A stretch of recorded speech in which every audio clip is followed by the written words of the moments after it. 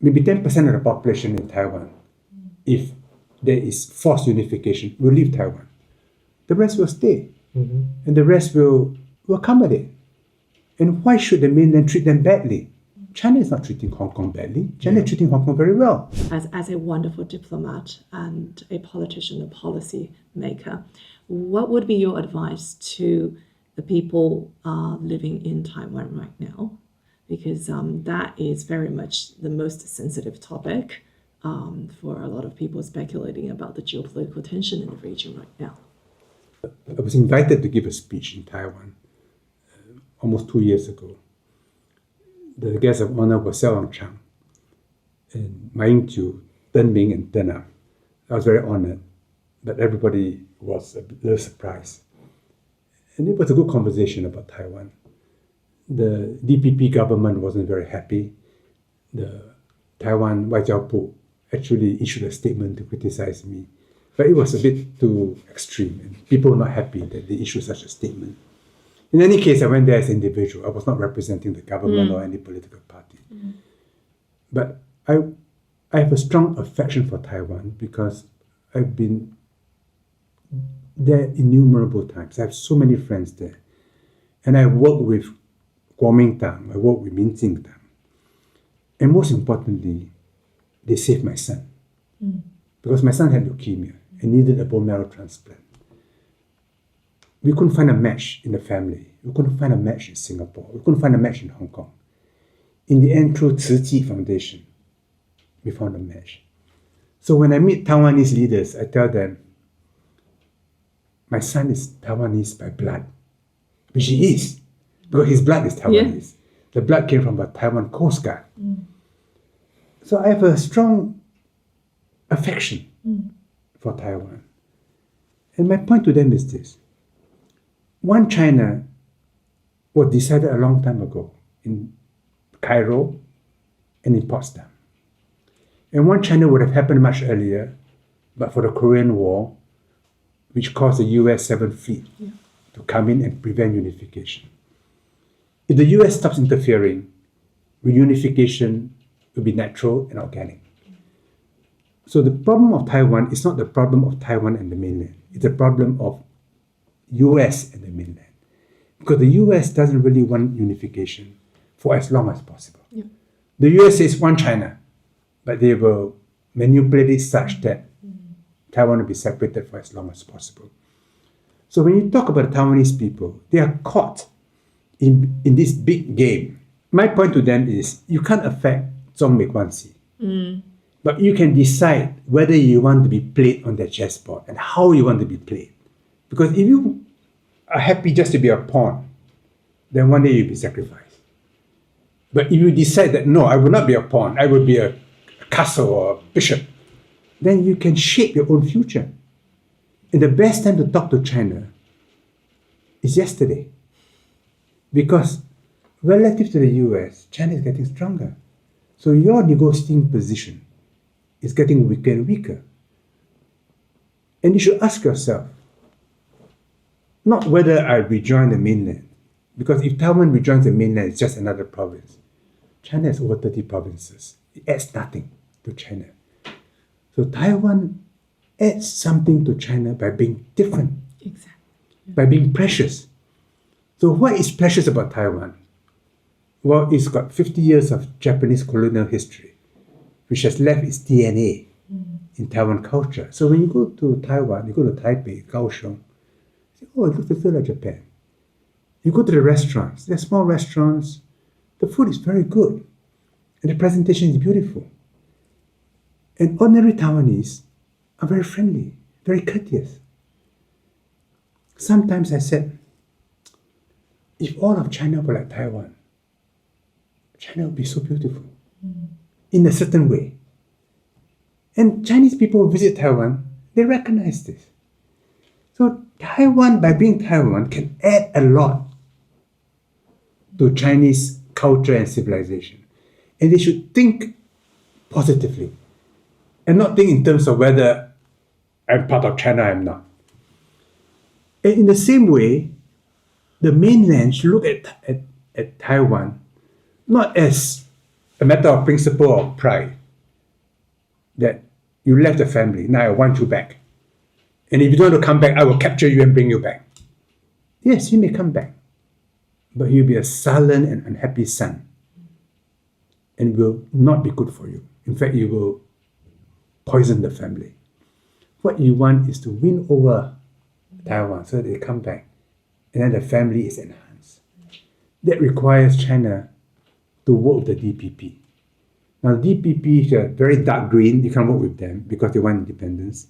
But most of them are not very deep green.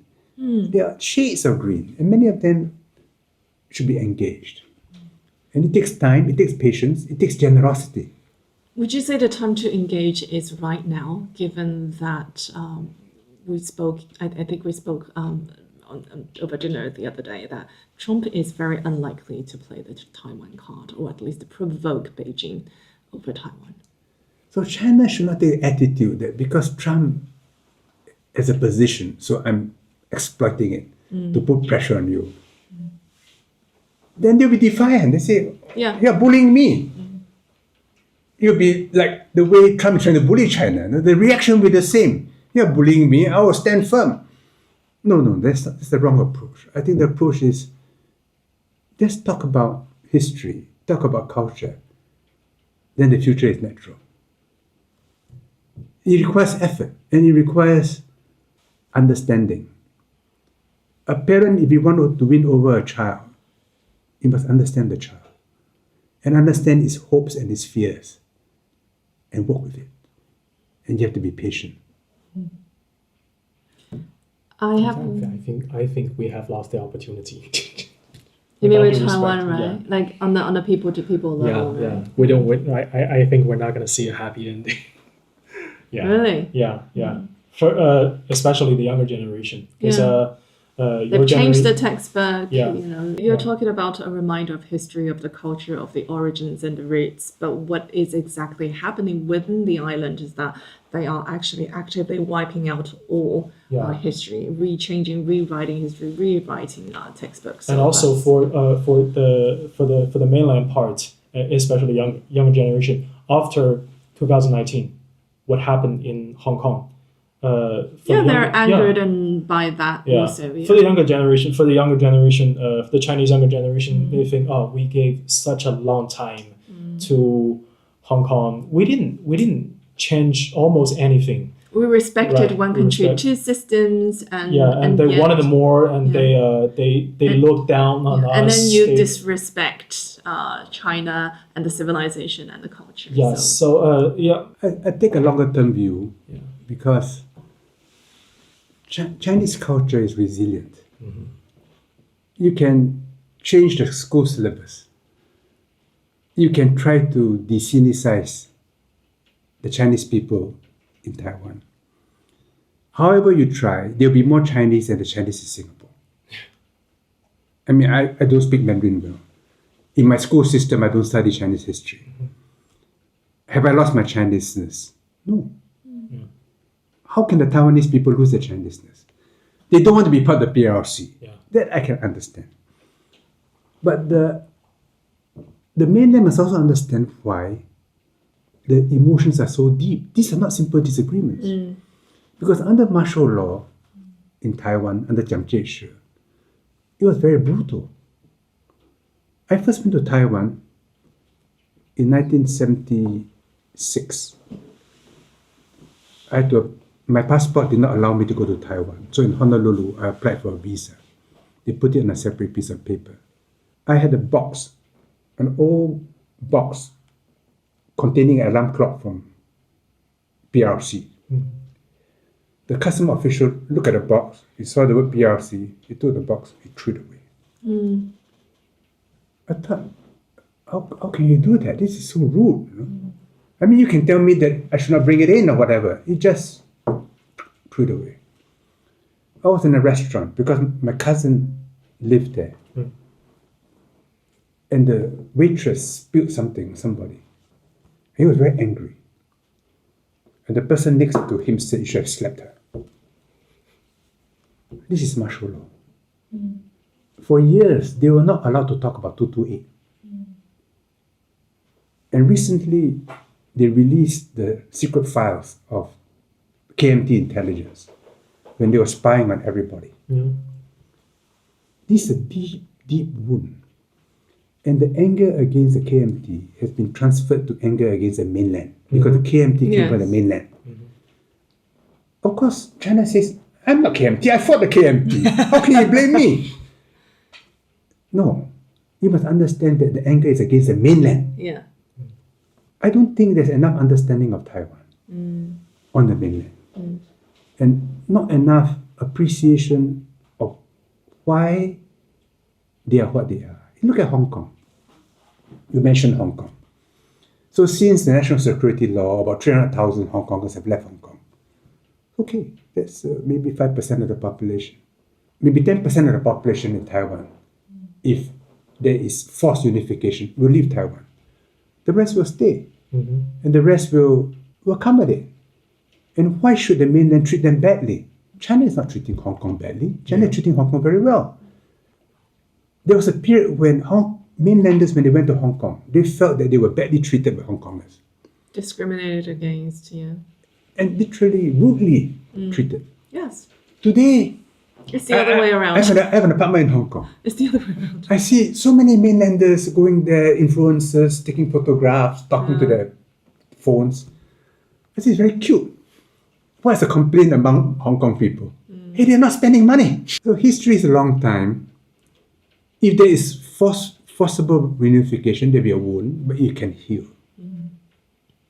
But it may be possible to avoid that. Avoid a force. 偷偷告诉大家，我最近发现了新法宝 Royal Face 逆时奇迹系列，它有活肤露、全效精华，还有精华霜。尤其我皮肤比较偏干，所以我非常的注重保湿。保湿做得好，肌肤自然烹润。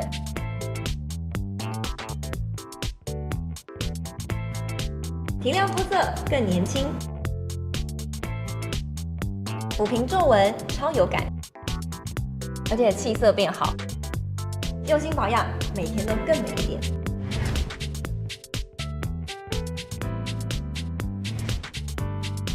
美吧。